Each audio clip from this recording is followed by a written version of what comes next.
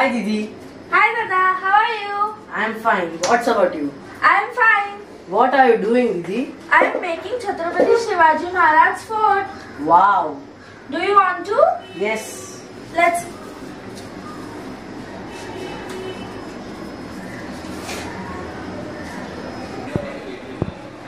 Didi, do you know about Chhatrapati Shivaji Maharaj? Not much more, but Chhatrapati Shivaji Maharaj was a great leader, great warrior and a noble king.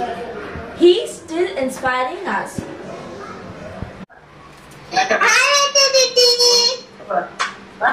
Hi Vihan. What are you doing? We are making fort of Chhatrapati Shivaji Maharaj. Hi everyone. Hi, Kaka. Do you know about Chhatrapati Shivaji Maharaj? Not much more. Chhatrapati Shivaji Maharaj showed us the path of having balanced approach, keeping peace in mind when faced with the difficulties, rather than getting bogged down and not worrying about the situation. Chhatrapati Shivaji Maharaj planned and worked when to escape and how to escape. I will tell you story of Chhatrapati Shivaji Maharaj, how he escaped from Agra. Hear this story in Marathi. आपल्या कथेचे नाव आहे छत्रपती शिवाजी महाराजांची आग्र्यातून सुटका. कथेचं नाव आग्र्यातून सुटका जरी असलं, कथा आग्र्यात जरी झाली असली तरी तिचा संदर्भ महाराष्ट्राशी येतो. कारण छत्रपती शिवाजी महाराजांचा इतिहास आणि महाराष्ट्र हे एकच गणित आहे. महाराष्ट्र. वेदिका, महाराष्ट्रात कोणत्या पर्वतरांगा आहेत तुला माहिती आहे का? नाही. ओके, मी तुम्हाला सांगतो. महाराष्ट्रात सह्याद्रीच्या पर्वतरांगा आहेत. या पहा, तुम्हाला पीपीटी वरती दिसतात ना सह्याद्रीच्या पर्वतरांगा. हो सर. पुन्हा एकदा दाखवतो. हे बघा, महाराष्ट्रात या सह्याद्रीच्या पर्वतरांगा आहेत. हिरव्यागार आणि त्यावरती आपले किल्ले बसलेले आहेत, किल्ले बनवलेले आहेत. हे आणि या महाराष्ट्राचं वर्णन गोविंदगज कसे करतात माहितीये? रापट देशा, कणखर देशा, दगडांच्या देशा. तर वेदिका, तुला याचा अर्थ कळला का? नाही. ओके, मी तुम्हाला सांगतो. रापट देशा, कणखर देशा, दगडांच्या देशा. आपल्या महाराष्ट्राचं वर्णन दगडांच्या देशा केले. म्हणजे आपण दगड आहोत असं नाही, तर दगड हे जसे कणखर असतात, दगड हे जसे मजबूत असतात. किती वादळ येऊ दे, किती संकट येऊ दे, ते कसे कणखर आणि मजबूत असतात, तसा महाराष्ट्र हा रापट आहे, कणखर आहे, असा तो दगडांचा बनलेला महाराष्ट्र आहे. असं वर्णन त्या महाराष्ट्राबद्दल आलेलं आहे. आणि या महाराष्ट्रात छत्रपती शिवाजी महाराजांनी अनेक किल्ले बनवले आहेत. तुम्हाला किल्ले किती प्रकारचे असतात माहित आहे का? नाही. हो, मी तुम्हाला सांगतो. किल्ल्यांचे प्रकार 3 आहेत. गिरिदुर्ग, जलदुर्ग आणि भूदुर्ग. पुन्हा एकदा मला सांगा, किल्ल्यांचे प्रकार किती आहेत? गिरिदुर्ग 3 आहेत. किल्ल्यांचे प्रकार, प्रश्न नीट आहे का? किल्ल्यांचे प्रकार किती आहेत? 3. 3. 3. व्हेरी गुड बेटा, व्हेरी गुड. मग कोणते कोणते आहेत ते? गिरिदुर्ग, जलदुर्ग आणि भूदुर्ग. Very good. मग तुमच्यापैकी कोणी गिरिदुर्गला गेला आहे का? जलदुर्गला गेला आहे का? भूदुर्गला गेला आहे का? मग कोणत्या म्हणजे गिरिदुर्गामधले कोणते किल्ले पाहिले? जलदुर्गामधले कोणते किल्ले पाहिले? येस, रायगड कोणत्या याच्यामध्ये म्हणजे प्रकारामध्ये येतो? आय थिंक जलदुर्ग, राईट? नाही, गिरिदुर्ग. Very good. गिरिदुर्ग म्हणजे गिरिदुर्ग याचा अर्थ तुम्हाला कळला आहे. गिरिदुर्ग म्हणजे पर्वतावर बांधलेले किल्ले, तर जलदुर्ग म्हणजेच पाण्यात बांधलेले किल्ले. तुम्हा दोघांपैकी कोणाला पाण्यात बांधलेल्या किल्ल्याचं नाव माहिती आहे का? हो, मला माहिती आहे. सांग बरं, कोणता किल्ला आहे तो? मुरुड जंजिरा. येस, मुरुड जंजिरा खूप सुंदर किल्ला आहे, खूप सुंदर ऐतिहासिक ठेवा आहे तो आपला, खूप सुंदर. असेच भूदुर्ग म्हणजे गिरिदुर्ग, जलदुर्ग, भूदुर्ग असे 3 प्रकार पडतात किल्ल्यांचे. तुम्ही दिवाळीला किल्ले बांधता की नाही? मग आता तुम्हाला आणखीन मज्जा येईल, कारण तुम्हाला आता कळले किल्ल्यांचे 3 प्रकार असतात. मग तुम्ही डिसाईड करणार की आपण जलदुर्ग बांधायचा आहे, आपण गिरिदुर्ग दाखवायचा आहे का आपल्याला भूदुर्ग दाखवायचा आहे. हे जर तुम्हाला कळलं तर तुम्हाला आणखीन मज्जा येईल. कळतंय? किल्ल्यांचे हे प्रकार आहेत. पण आपली कथा अजून सुरुवात व्हायची आहे. आपण आता जस्ट किल्ल्यांची माहिती बघितली. आपल्या कथेचं नाव मी पुन्हा एकदा सांगतो.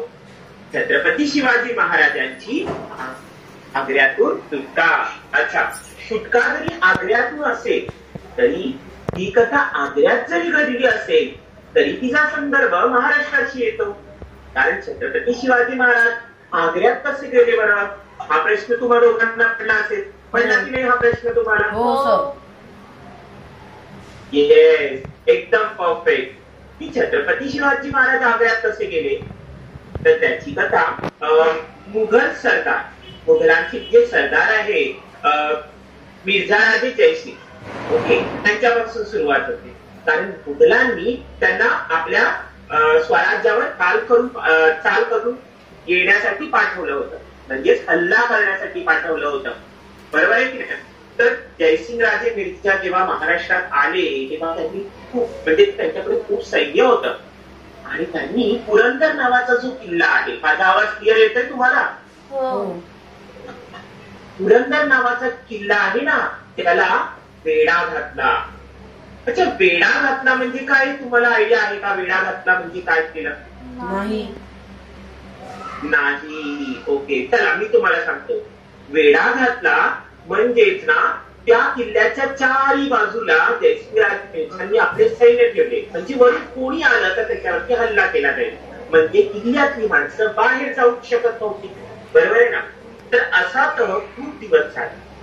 पण शेवटीला यामध्ये छत्रपती शिवाजी महाराजांची कोंडी झाली. मग त्यांनी ठरवलं फौज खूप आहे, यांच्याशी लढून चालणार नाही, म्हणून त्यांनी आपसात बोलणी करण्याचं ठरवलं. त्याला आपण तह म्हणतो. कळलं का? तुमच्या इतिहासामध्ये पुरंदरचा तह हा तह खूप प्रसिद्ध तह आहे. कारण छत्रपती शिवाजी महाराजांनी या 16 वर्षात जे काही किल्ले कमवले होते, जे काही ठिकाण आपल्या ताबीत केली होती, या सर्वांना या तहामध्ये जयसिंग राजे मिर्झा राजे जयसिंग म्हणजे छत्रपती शिवाजी महाराज यांना त्यांच्या बोलण्यानुसार औरंगजेबाने छत्रपती शिवाजी महाराज यांना आग्र्यावर आणण्याचे ठरवले. पण ते कसे बरे आणावे? मग औरंगजेबाने काय केले माहितीये का?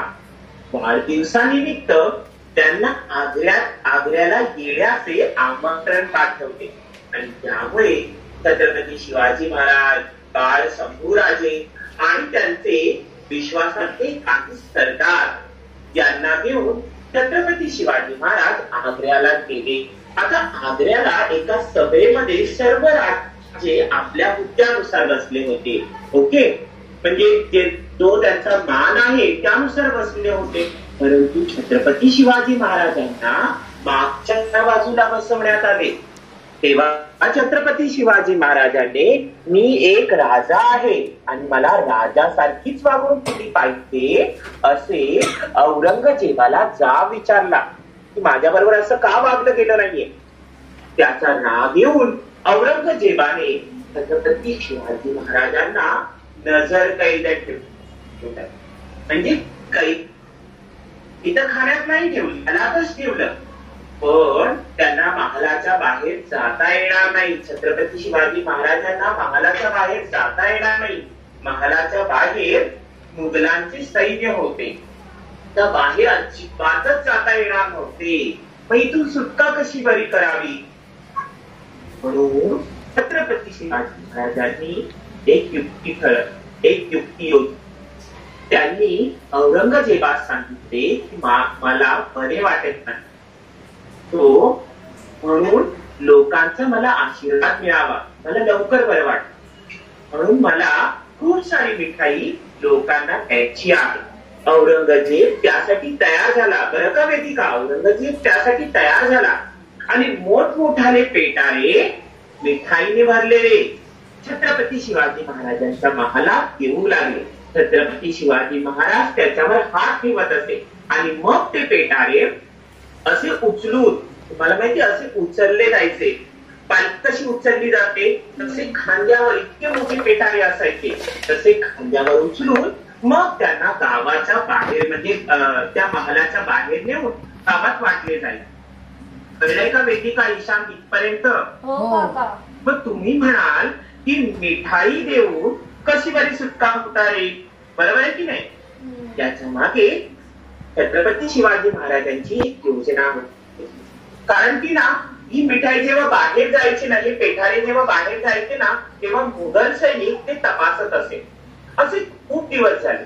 मुघल सैनिकांना या गोष्टीचा कंटाळा आला, कळलं का? म्हणून काही पेटारे ते असेच जाऊ द्यायचे. हा तपासले का असेच जाऊ द्यायचे. आणि या संधीचा फायदा छत्रपती शिवाजी महाराजांनी घेतला. त्यांनी मोठे पेटारे होते की नाही, त्याच्या खाली ते बसले आणि त्याच्यावरती म्हणजे पेटाऱ्याच्या आतमध्ये ते बसले आणि त्याच्यावरती मिठाई ठेवली गेली. मोठमोठे पेटारे येत होते आणि मग छत्रपती शिवाजी महाराज बघा कसे पेटाऱ्याच्या आतमध्ये बसले. दिसते ना तुम्हाला पीपीटीवरती? बाळ शंभूराजे सुद्धा त्या पेटाऱ्यामध्ये बसलेले आहेत आणि मग त्याच्यावर फळं ठेवली गेली आणि मग हे पेटारे त्या अशी खांद्यावर उचलले गेले माहितीये आणि मग बाहेर नेण्यात आले. मुघल सैनिक होतेच तपासायला, पण त्यांना काय वाटलं, नेहमीसारखंच त्यांनी सांगितलं हा जाऊ दे जाऊ दे. आणि अशा प्रकारे पेठारे महालाच्या म्हणजे त्या नजरकैदेच्या बाहेर पडले. तुम्हाला माहिती की हे पेठारे उचलायला जी लोक होती, म्हणजे पेटी जी उचलायला लोक होती किंवा पालखी उचलायला जी लोक असतात त्यांना काय म्हणतात बरं, तुम्हाला माहितीये का? मला माहितीये. वेदिका, ईशान तुला माहितीये? बरं सांग बरं वेदिका, यांना काय म्हणतात जे पालखी उचलतात त्यांना काय? Yes, perfect Vedika, very good. Ishan तुम्ही लक्षात ठेव, ही जी पालखी उचलली जाते ना, ते पालखी उचलणारे असतात त्यांना पालखी. आणि छत्रपती शिवाजी महाराजांनी त्या भोयांना, त्या पालखीच्या भोयांना विश्वासात घेतलं होतं आणि त्यांची आग्र्यातून सुटका झाली होती. म्हणजे एक गोष्ट वेदिका लक्षात आली का तुझ्या?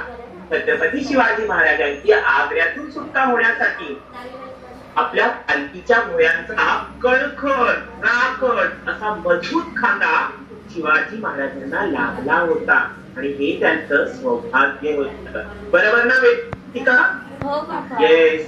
अशा प्रकारे बघत परत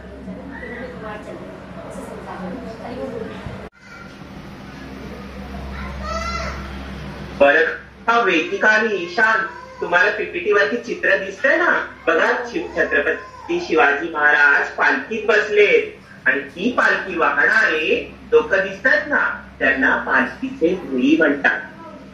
कळलं ना? म्हणजे किती मोठं सौभाग्य या पालखीच्या भोयांना लाभलं होतं छत्रपती शिवाजी महाराजांची पालखी वाहण्याचं. बरोबर ना? अशा प्रकारे छत्रपती शिवाजी महाराजांची आग्र्यातून सुटका झाली. कळलं तुम्हाला? हा एक ऐतिहासिक क्षण किती छान होता तो तुम्हाला कळलंय? छत्रपती शिवाजी महाराजांनी किती शांतपणे विचार केला आणि छानपैकी योजना आखली. बरोबर आहे की नाही? अशा छान छान कथा छत्रपती शिवाजी महाराजांच्या तुम्ही सुद्धा वाचत जा. बरोबर आहे ना ईशान? वाचणार ना आता? आणि छान छान दिवाळीला किल्ले बनवा. तुम्ही किल्ले बनवलेत ना? तुम्ही जो किल्ला बनवलाय ना मला खूप आवडला. कळलं ना? आणि आपण सर्व मित्रांना सांगूया की तुम्ही सुद्धा असे किल्ले बनवा, किल्ल्यांबद्दलची माहिती जमा करा. हो, थँक्यू. थँक्यू काका. आणि काका मला ना मी ज्या भोई समाजात माझा जन्म झालाय त्याला मी खूप प्राऊड करते. वा वा, खूप सुंदर. आपण भोई समाजात, वेदिका म्हणते की ती भोई समाजातली आणि तिला खूप अभिमान आहे या गोष्टीचा. खरंच खरंच खरंच या गोष्टीचा खूप अभिमान आहे की आपण भोई समाजातले आहोत.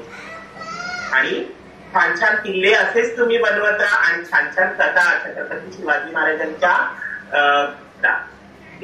Bye everyone. थँक्यू बाय काका. थँक्यू काका.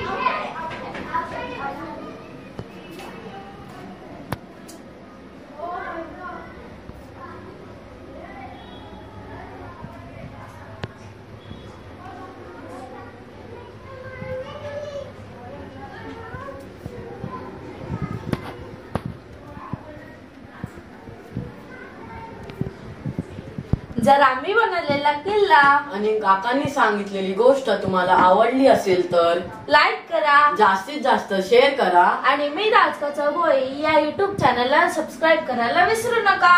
छत्रपती शिवाजी महाराज की जय. जय भोईराज.